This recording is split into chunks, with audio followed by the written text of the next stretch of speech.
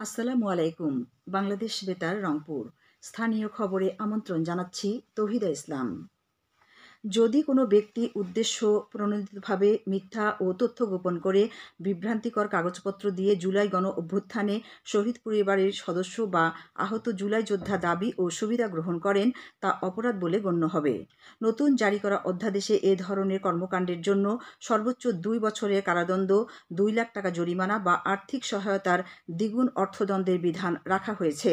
এসব বিধান রেখে জুলাই গণ অভ্যুত্থানে শহীদ পরিবার এবং জুলাই যোদ্ধাদের কল্যাণ ও পুনর্বাসন অধ্যাদেশ 2025 জারি করেছে সরকার।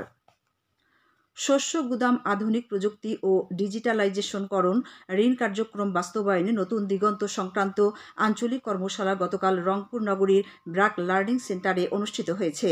কর্মশালায় প্রধান অতিথি ছিলেন বাংলাদেশ সরকারি কর্ম কমিশন সদস্য অধ্যাপক ASM গোলাম হাফিজ। কৃষি বিপণন অধিদপ্তরের উদ্যোগে বাস্তবায়িত শস্য গুদাম আধুনিকীকরণ ও ডিজিটালাইজেশন প্রকল্পের আওতায় আয়োজিত কর্মশালায় সভাপতিত্ব করেন কৃষি বিপণন অধিদপ্তর খামারবাড়ি ঢাকার পরিচালক ও প্রকল্প পরিচালক ডক্টর ফাতেমা ওয়াদুদ। এতে বিশেষ অতিথি ছিলেন কৃষি বিপণন অধিদপ্তরের পরিচালক ডক্টর মোহাম্মদ মুসলিম, কৃষি সম্প্রসারণ অধিদপ্তর প্রশিক্ষণ উইংয়ের পরিচালক মোহাম্মদ বেলাল উদ্দিন এবং কৃষি সম্প্রসারণ অধিদপ্তর রংপুরের উপপরিচালক মোহাম্মদ সিরাজুল ইসলাম।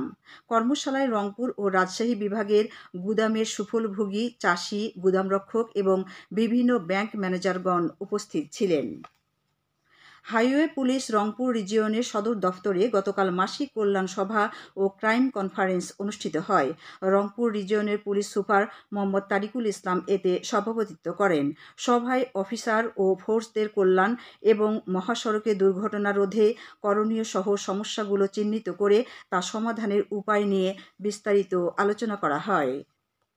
জয়পুরহাট জেলা মুক্তিযোদ্ধা কমপ্লেক্স হলরুমে সামাজিক রাজনৈতিক শান্তি সম্প্রীতি ও সহনশীলতা বৃদ্ধিতে জনপ্রতিনিধি ও রাজনৈতিক নেতৃবৃন্দের ভূমিকা বিষয়ে এক অ্যাডভোকেসি সভা গতকাল অনুষ্ঠিত হয়। বেসরকারি স্বেচ্ছাসেবী সংগঠন ডেমোক্রেসি ওয়াচের আস্থা নাগরিক প্ল্যাটফর্ম আয়োজিত সভায় অন্যান্যের মধ্যে জেলা বিএনপির আহ্বায়ক গুলজার হোসেন ও জেলা জামায়াতের সহকারী সেক্রেটারি হাসিবুল আলম লিটন বক্তব্য রাখেন। সভায় সন্ত্রাস, নারী নির্যাতন, বাল্যবিবাহ, মাদকাসক্ত ও দুর্নীতি প্রতিরোধ, বেকারত্ব দূরীকরণ এবং অংশগ্রহণমূলক সুষ্ঠু নির্বাচন ও গণতন্ত্রের অবাধ চর্চার মধ্য দিয়ে সামাজিক রাজনৈতিক সম্প্রীতি ও স্থিতিশীলতা বৃদ্ধি পাবে বলে বক্তারা অভিমত ব্যক্ত করেন। কুড়িগ্রামের রাজীবপুর উপজেলায় প্রান্তিক চাষিদের মধ্যে বিনামূল্যের আমন ধানের বীজ ও রাসায়নিক সার বিতরণ আজ শুরু হয়েছে। সকালে কৃষি প্রশিক্ষণ কেন্দ্রে এই বিতরণ কাজের উদ্বোধন করেন উপজেলা নির্বাহী অফিসার ফজলে এলাহি।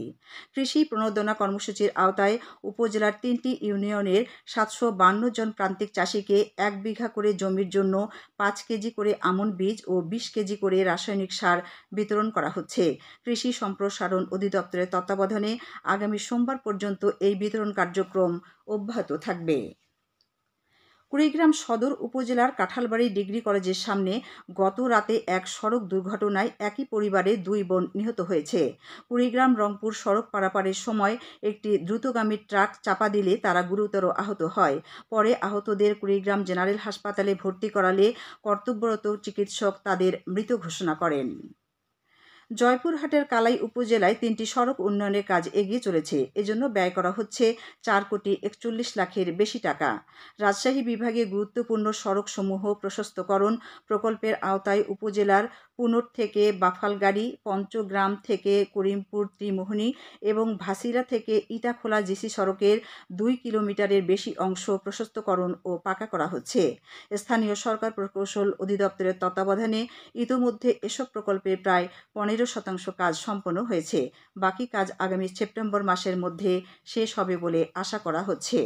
সবশেষে আবহাওয়া।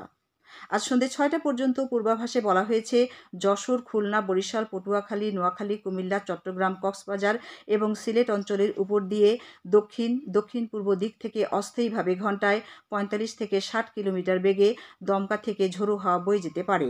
সেই সাথে বৃষ্টি অথবা বজ্রসহ বৃষ্টিপাতের সম্ভাবনা রয়েছে। এসব এলাকার নদীবন্দর সমূহকে 1 নম্বর সতর্কতা সংকেত দেখাতে বলা হয়েছে। খবর শেষ হলো। আমাদের পরবর্তী স্থানীয় খবর প্রচারিত হবে বেলা 2:05 মিনিটে।